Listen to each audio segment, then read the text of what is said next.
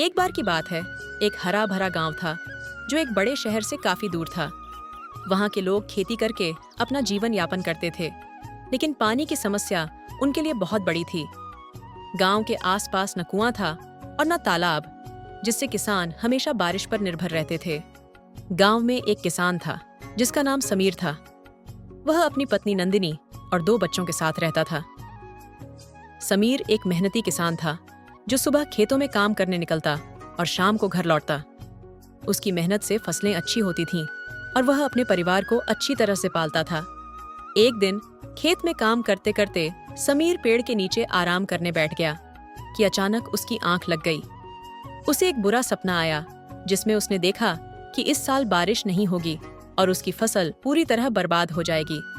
वह घबराकर उठता है और सोचने लगता है कि अगर ऐसा हुआ तो उसके परिवार का क्या होगा।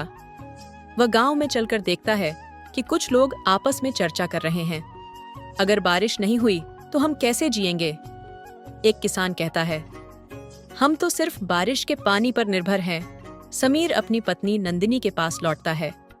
नंदिनी, गांव के लोग कह रहे हैं कि इस बार बारिश नहीं होगी। अगर ऐसा हुआ तो हमारी फसल का क्या होगा। नंदिनी चिंतित होकर जवाब देती है, हमें कुछ करना होगा। रात भर समीर इस समस्या के बारे में सोचता रहा। वह तय करता है कि उसे उपाय निकालने होंगे। सुबह होते ही वह गांव के सरपंच के पास जाता है। सरपंच जी, अगर हमारे गांव में एक कुआं होता तो हम बारिश न होने पर भी सिंचाई कर सकते थे, वह कहता है। सरपंच जी समीर की बात सुनकर गंभीर होते हैं। तुम सही कह रहे हो, हमें मिलकर एक कुआं बनाना चाहिए। गांव के सभी किसान एकजुट होते हैं और कुएं की खुदाई का काम शुरू करते हैं। धीरे धीरे कुआं बनकर तैयार होता है। अब गांव के किसान कुएं से पानी लेकर अपने खेतों में सिंचाई करते हैं। कुछ ही समय में उनकी फसलें लहलहाने लगती हैं। गांव में फिर से खुशियां लौट आती हैं। महिलाएं कुएं से पानी भरकर लाती हैं और समीर का परिवार फिर से खुशहाल हो जाता है।